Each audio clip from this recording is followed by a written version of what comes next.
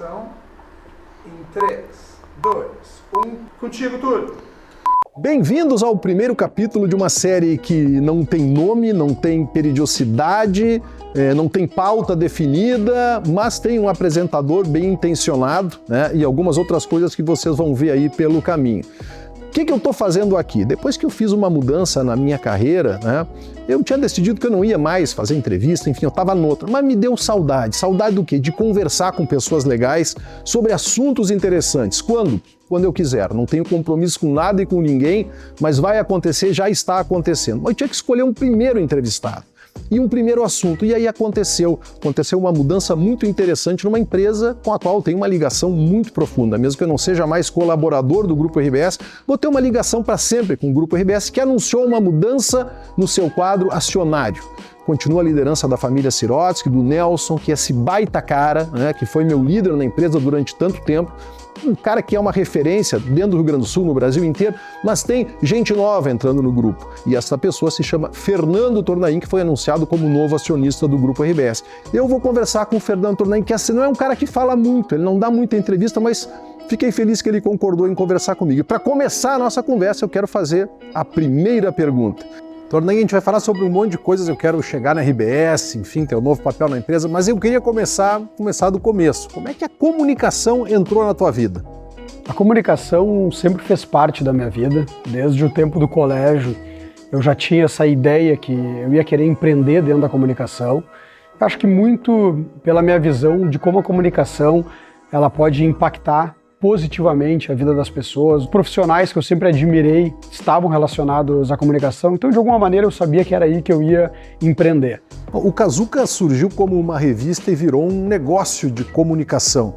Queria que tu nos contasse um pouquinho sobre a ideia, como tudo começou. Quando eu saí do colégio, passei na faculdade, eu tranquei e fui estudar fora um tempo. E nesse período que eu estudei fora, eu acabei tendo contato com uma maneira diferente de se comunicar com o público jovem, com alguns conteúdos diferentes. E aí quando eu voltei para o Brasil, me chamou muito a atenção que o mundo estava se tornando cada vez mais complexo, mais personalizado, ainda mais num país como o Brasil, tão grande, com tantos públicos jovens diferentes, e todos os principais veículos de comunicação para esse público, todas as principais marcas, tinham uma única comunicação nacional. E aí na época era a MTV, era a revista Capricho, e eu decidi que eu ia empreender dentro da comunicação para esse público, e era um público que estava ganhando na época cada vez mais visibilidade, mas as marcas ainda não sabiam direito como se comunicar, então eu entendi que tinha uma oportunidade também com esse público, mas a minha ideia foi criar algo multirregional e não nacional. E aí eu comecei com o Kazuca, que foi o meu primeiro negócio, e ele começou de uma maneira muito simples, com uma revista que era distribuída nas escolas. Depois ele acabou crescendo. Tranquilo? Quantos anos tem, cara? Eu tenho 21 agora. 21. Teve uma ideia assim, há 2 anos atrás? O Kazuca começou em 2000, em 99, passar um tempo lá nos Estados Unidos. Um dia eu tava indo pra aula, daí eu via o pessoal distribuindo uma revista. Daí eu vi que era uma revista feita pra jovens, por gente jovem, com uma linguagem jovem. E eu pensei, que legal ter um veículo de comunicação que pudesse ser feito assim. Galera, o Patrola hoje aqui com o Kazu TV. Aqui tá o Jornal Kazuca, todas as edições. E quais são as experiências mais marcantes desse período? Eu tenho 2 histórias de tantas, né, que dá para contar.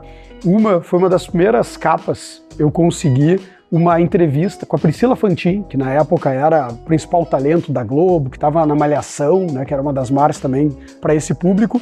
E ela me disse, tá bem, a empresária dela, eu topo fazer a entrevista, mas eu preciso que tu envie o teu fotógrafo aqui do Rio de Janeiro. E eu não tinha nem fotógrafo em Porto Alegre, eu fazia absolutamente tudo e eu não podia perder a entrevista. Lembrei de um amigo no Rio e pedi para ele, tu vai ter que ir lá e tu vai ser o fotógrafo por um dia. E ele fazia direito e ele foi lá. Acabou a entrevista, me liga o empresário da Priscila Fantin dizendo que nunca mais era para ligar, fazer entrevista. Eu não entendi o que aconteceu, eu liguei para ele e ele me disse que tinha chegado lá com uma câmera que ele tinha em casa, a câmera tinha estragado e ele resolveu ir num posto de gasolina comprar aquelas antigas câmeras amarelas e ela não acreditou, né, que enviei um fotógrafo dessa maneira. Até hoje é uma capa com umas fotos meio estranhas, mas era como eu me virava, né. Uma outra situação dentro daquela dificuldade de conseguir imprimir a revista, de ter anunciantes, me ligam de um colégio, um aluno, que deve ter ficado comovido, que eu tinha entregue todas as revistas e tinham jogado no lixo direto, né? Então são muitas situações no início que me fizeram pensar se realmente valia a pena seguir empreendendo, né, e seguir fazendo o negócio. E Tornaim, como é que isso tudo se transforma em aprendizado, né? Os quases e os erros, o que tu fizeste com tudo isso para a tua vida?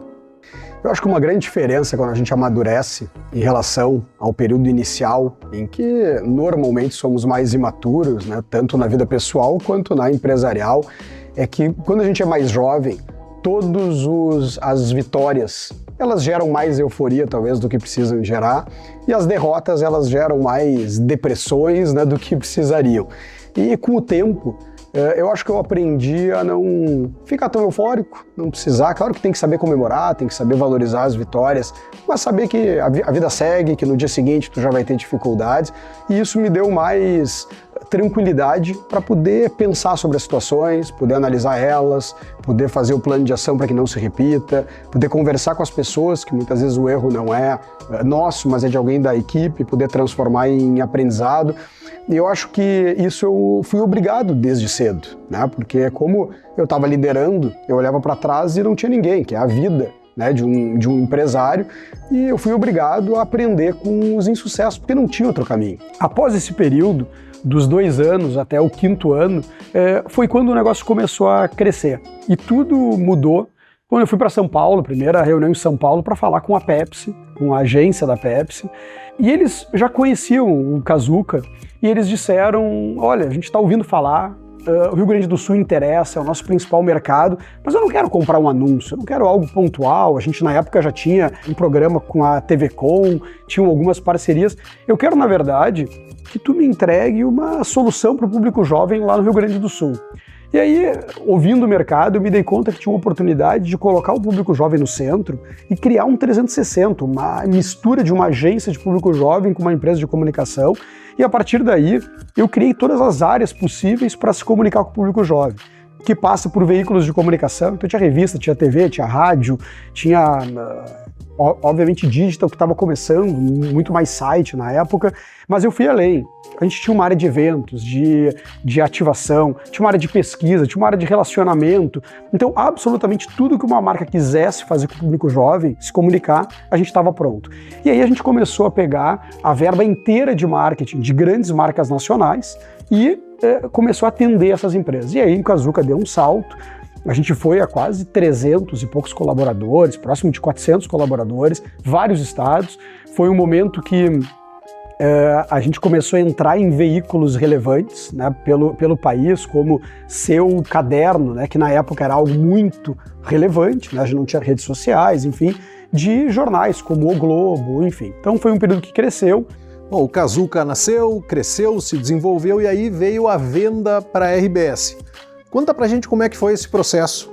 Nesse momento, quando eu completei 5 anos de empresa, já no momento positivo, a RBS entrou em contato para a gente conversar sobre uma possível aquisição. Eu tinha na época 22 anos, nem podia imaginar, né? Eu olhava a RBS, como é que se fazia uma conversa para venda de uma empresa, né? E foram 9 longos meses de uma experiência completamente diferente, né? Convivendo com pessoas como Pedro Parente, como o Nelson, né, que sempre foi uma pessoa que eu tive uma admiração muito grande. E passados esses 9 meses, né, foi muito interessante porque a RBS chegou um momento da gente finalizar a negociação e eu decidi, naquele processo de negociação, fazer uma contraproposta, enfim, estava sendo apoiado, né, por uma pessoa, e a RBS ficou um mês sem me ligar de volta. E eu ligava todo dia para essa pessoa que estava me ajudando e dizia, olha, eu vou ligar e vou pedir desculpa, porque era a minha chance, né, de estar junto com a RBS. E ele dizia, calma, segura. E aí depois de um mês a RBS me ligou e a gente concluiu o negócio, né, foi um momento fantástico. Eu era muito novo. E aí entrou uma nova fase da minha vida, que é, além de sócio que eu segui, eu me tornei executivo do grupo. O Kazuca acabou sendo também uma escola para muita gente boa que está pelo mercado. Foram centenas ou milhares de pessoas e era uma coisa fantástica, porque eram basicamente jovens, né? Todos jovens, imagina 300 jovens fazendo uma empresa funcionar.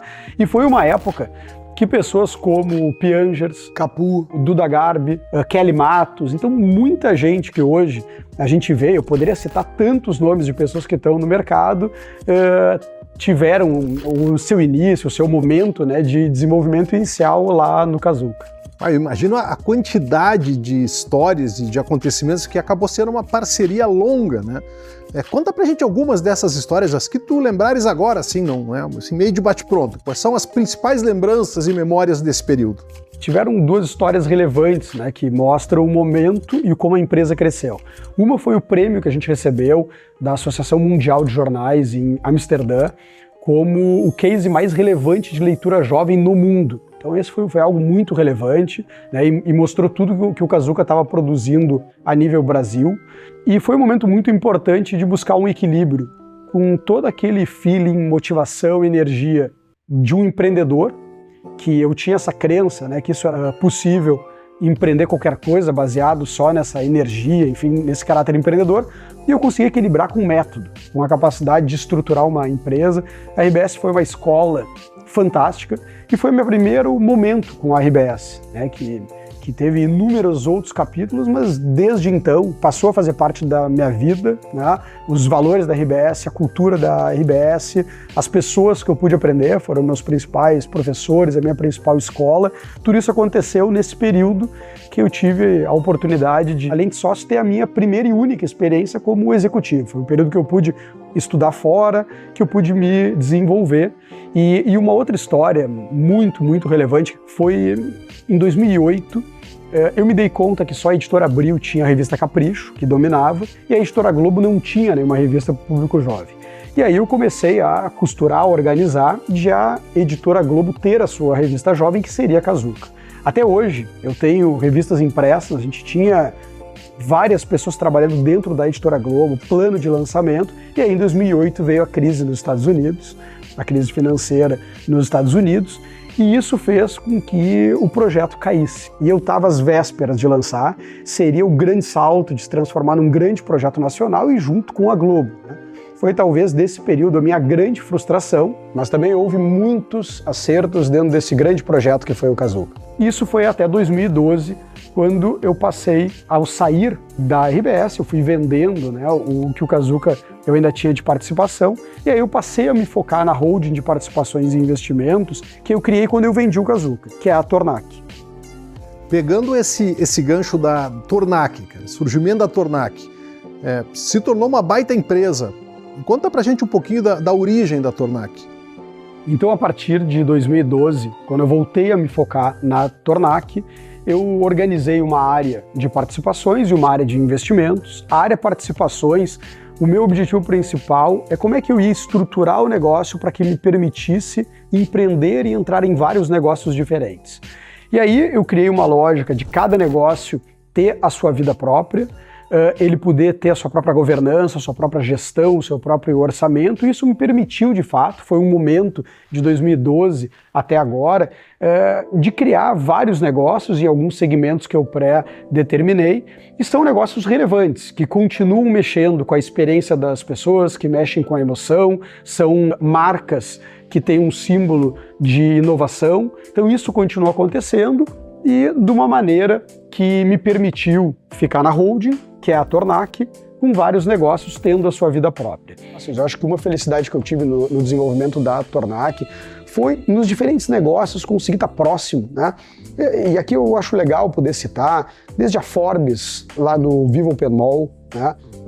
Do Matias e da família do Matias, a Melnick, com quem eu tenho uma sociedade, né, o Spot, a própria DC7, né, com o Embarcadeiro, e tantos sócios, né? Então, se é para arriscar, que o empreendedorismo traz isso, que eu posso arriscar do lado de pessoas como essas, né? E assim como, né, Túlio, a gente tem parceiros, sócios que a gente precisa ter os melhores possíveis e pessoas que compartilham dos mesmos valores, não é só os melhores sócios por competência, os melhores parceiros.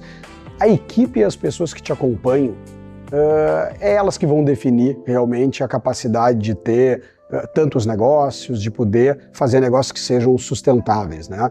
Eu tenho pessoas hoje como Mariane, como Pedro e tantas, centenas, milhares de pessoas que eu tive a oportunidade de trabalhar, e os momentos em que eu consegui ter pessoas não só com a competência certa, mas alinhada, com visão, com valores, foram os momentos que eu mais consegui também crescer como empresário. Esse é um foco absoluto que qualquer empresário deveria ter.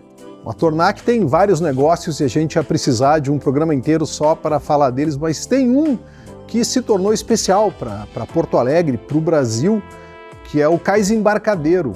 Demorou, mas saiu. Sobre o embarcadeiro, Túlio, eu acho que a história do embarcadeiro se confunde com o desejo dos gaúchos de décadas de poder aproveitar o seu Cais do Porto, de poder se aproximar do Guaíba, do Pôr do Sol, como a gente vê em tantas cidades pelo mundo em que o Cais do Porto transformou aquela cidade. A gente teve a oportunidade de ajudar a virar Porto Alegre de frente para o Guaíba. Foram muitos anos até a gente conseguir viabilizar, né? Eram décadas sem conseguir, muitas iniciativas frustradas, e a gente teve a felicidade de dar esse primeiro passo, de conseguir concretizar o embarcadeiro. Ele inicialmente estava previsto para 12 operações, Túlio, e a gente tem hoje 40 operações, né? Isso mostra o quanto a demanda foi acima do que a gente estava esperando, e a gente não recebe apenas porto-alegrenses, gaúchos que vêm de todas as partes. Tem um público muito relevante que vem de vários estados do país. Ele virou talvez um dos principais destinos turísticos de quem passa por Porto Alegre. Então a gente consegue também contribuir com a nossa cidade para receber bem quem vem de fora. Legal. Tem um outro negócio que é super interessante, na verdade são negócios, os parques temáticos com a Globo, que é uma parceria Tornac e Globo. Conta pra gente essa história. Em 2019, um desses negócios acabou sendo muito relevante pela dimensão dele, que foi com a Globo, que é o Globo Experience ou o G-Experience. Como eu estava criando uma série de espaços de experiência que também sempre me chamaram a atenção, né? As pessoas muitas vezes não eram fãs de uma marca, mas iam num espaço experience e saíam com uma sacola cheia de brindes, apaixonados pela marca, que há uma hora atrás elas não eram. Então sempre me chamou a atenção a força de um espaço de experiência. E aí eu me dei conta como é que a Globo, com todo o seu potencial infinito de conteúdos, de marcas, de talentos, não tinha ainda uma área de parques, assim como a gente vê grupos de comunicação pelo mundo, com áreas de parques muito relevantes, né, de espaços de experiência, enfim. E aí a gente acabou desenvolvendo, em conjunto com os conteúdos da Globo, o G-Experience, que é o Globo Experience, que leva esse mundo da experiência imersiva, de como te conectar, de como experimentar viver a Globo, né? A Globo sempre comenta que ela entrou na casa dos brasileiros desde sempre, né? A gente está acostumado a viver a Globo dentro da nossa casa, e é a primeira vez que a Globo abriu a sua casa para que as pessoas pudessem vivenciar, se emocionar, rir, entender como é que é viver por um dia, ser um brother do Big Brother e assim por diante. Então, em 2020, a gente começou a desenvolver esse negócio e apareceu a pandemia.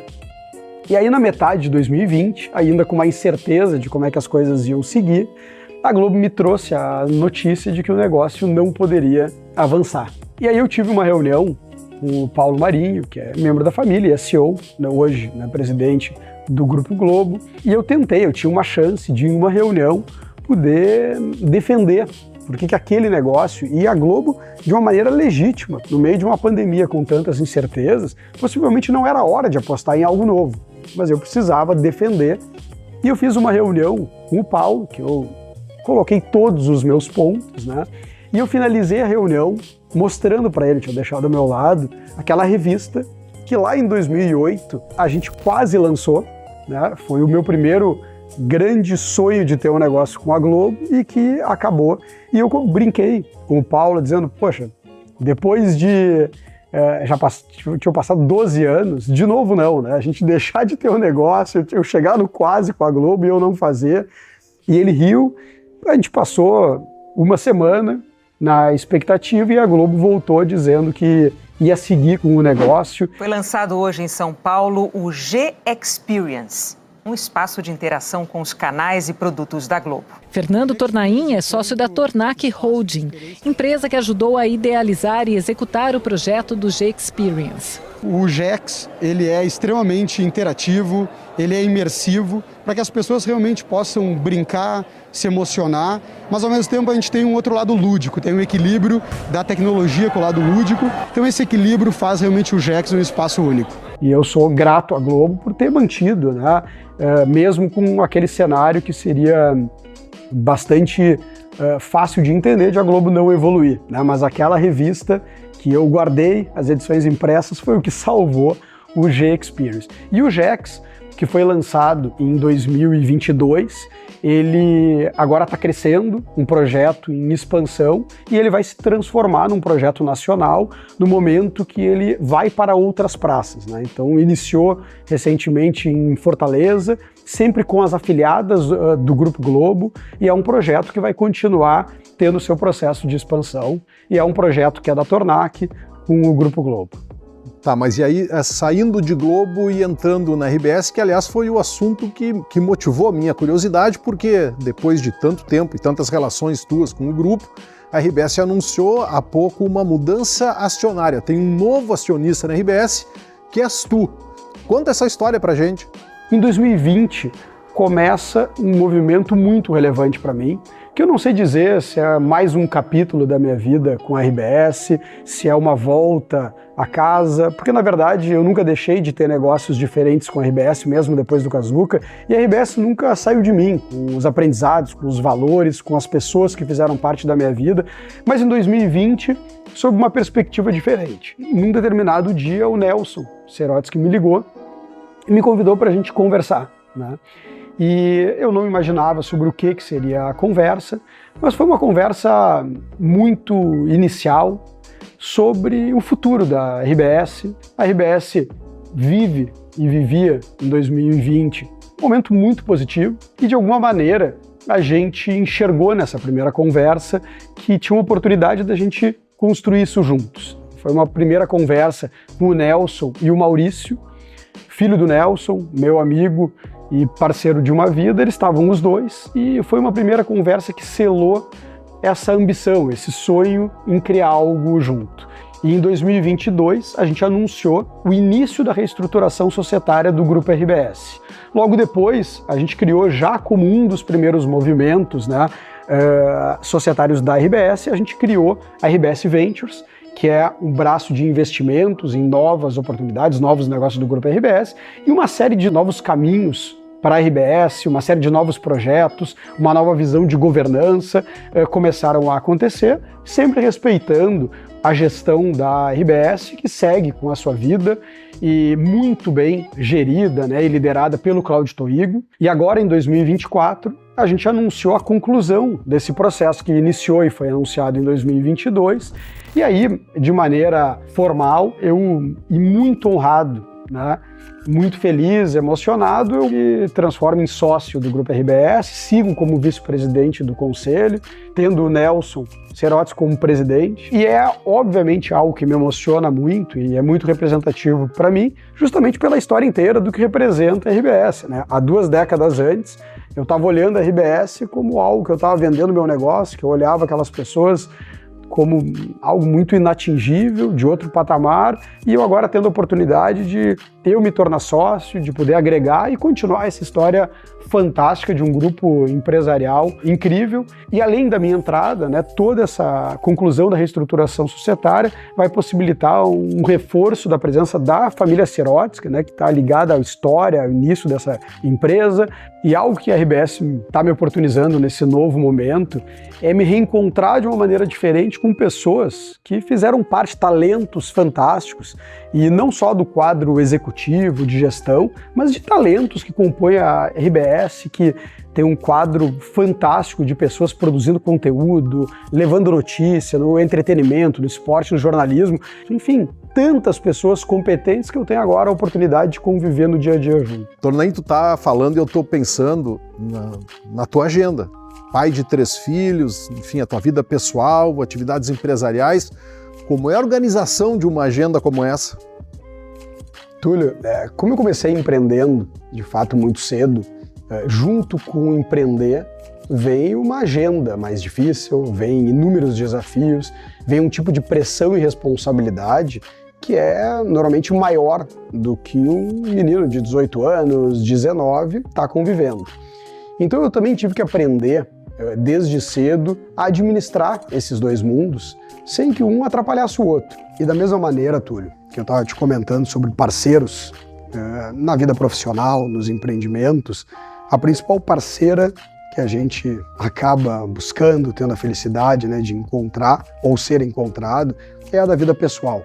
E eu tive essa felicidade, a minha parceira, que é a Carol, que é com quem eu construo essa vida desde 2013, né, quando a gente casou, 2006, quando a gente começou a namorar, que já nos deu 3 maravilhas, né, que é a Catarina, a Martina e o Benício, a Cata, a Titi e o Ben.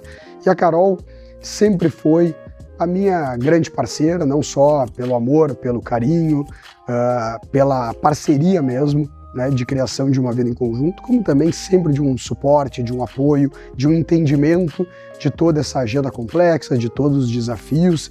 A gente tem 2 referências que são incríveis, que nos orgulham, que são dos nossos pais, né, dos 2 lados, casados há quase 50 anos e realmente referências de valores, de construção de família. Então a gente tem, na verdade, claro, dado a nossa cara, mas seguido muito do que a gente aprendeu. E falando em filhos, me veio uma história, né? Eu me lembrei, o período que a gente estava negociando lá com a RBS, e alguns momentos nos pegaram, tinha um feriado, eu acho que era ou algum sábado, enfim, em que no meio desse período, desses 3 anos que a gente ficou praticamente negociando, nasceram 3 filhos, o meu filho, o do Maurício, e nasceu o filho do Juliano Pereira, que foi o nosso grande parceiro para ajudar toda essa orquestração que a gente fez, né, decidiu, e nasceu o filho dos 3. E a gente estava trabalhando num sábado, não era o tempo inteiro, mas aconteceu, e a gente acabou, em determinado momento, vendo que os 3 estavam com os filhos no colo, recém-nascido. E a gente deu um print, que é uma foto muito marcante assim, do que a gente viveu nesse período. O movimento acionário está super claro para mim, mas eu queria entender um pouquinho melhor qual vai ser o teu papel no Grupo RBS. O meu envolvimento, além de acionista, ele acontece através da governança. Então eu sou vice-presidente do conselho, que eu ocupo esse cargo desde 2022, sigo na vice-presidência do conselho, e só que nesse momento nós vamos aproximar mais a governança da gestão da empresa. Os sócios e a governança querem poder ajudar mais, né? E isso está se estruturando nesse momento, mas a minha participação é através da governança da empresa. A gente tem uma perspectiva fantástica de crescimento, né? Os veículos do Grupo RBS seguem com audiências batendo recorde, a gente segue com uma empresa crescendo, porque a RBS tem algo que tem muito valor, ainda mais num mundo que cada vez tem mais barulho, tem mais informação, que é credibilidade. Que as pessoas procurarem, no final das contas, saber o que elas vão acreditar, poder ter uma presença em cada cidade do Rio Grande do Sul, poder o gaúcho realmente se ver, assim como a gente também tem olhado através da RBS Ventures e da própria mídia em novas oportunidades. Então a gente tem preservado e sabido fazer crescer o que existe de jornalismo, de esporte e entretenimento, mas também sempre atento à inovação e novos projetos. Então, tudo isso é o que gera a minha convicção de um futuro fantástico para o Grupo RBS. Eu não sei se eu me lembro se a gente comentou isso ou não, mas eu quero encerrar contando uma coisa aqui. Acho que eu já contei uma coisa de novo. Eu devo a minha vida, de certa forma, à tua família, né? O teu avô apresentou meu pai para minha mãe, né? É mesmo. O teu avô apresentou meu pai. Então, de certa forma, eu existo por causa da tua família. Nada melhor do que começar um projeto novo dessa forma. Obrigadão. Obrigado, filho. Sorte e sucesso. Valeu. Obrigado.